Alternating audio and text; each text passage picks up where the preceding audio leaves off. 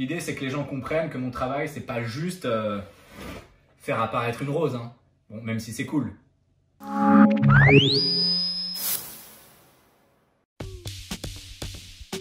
Close-up, c'est ma spécialité. C'est une magie qui se fait littéralement à quelques centimètres des spectateurs, de petits groupes en condition de cocktail ou de table en table lors de dîner.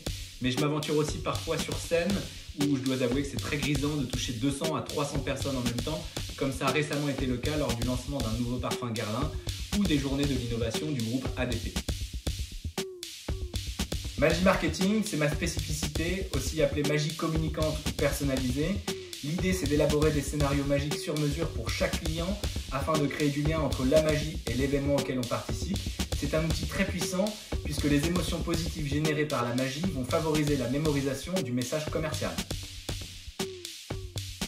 Sans hésiter, magie digitale, premièrement parce qu'il y a de la magie classique dans la magie numérique, qui d'ailleurs, et c'est un plus parti, n'est jamais à 100% digitale.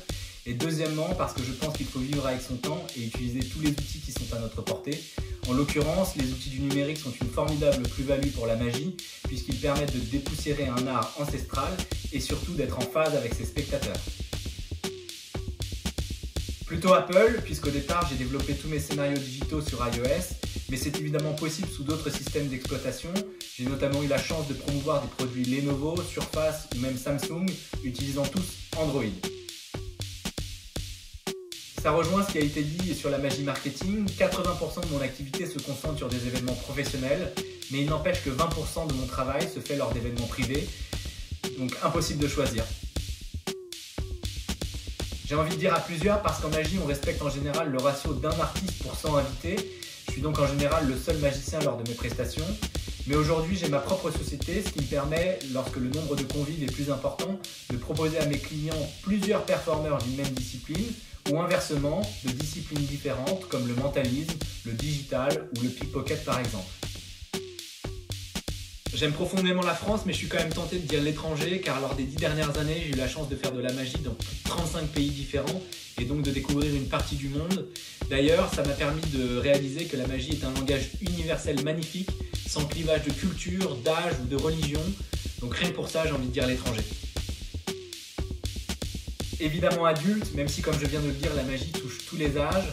C'est d'ailleurs les enfants qui ont été mes premiers spectateurs et je prends toujours autant de plaisir à jouer le spectacle que j'ai construit il y a plusieurs années lors de fêtes d'anniversaire. Sans hésiter, Copperfield, Gandalf, Robert Houdin, Le Prestige, Colombo, Cartes. Manipuler les cartes.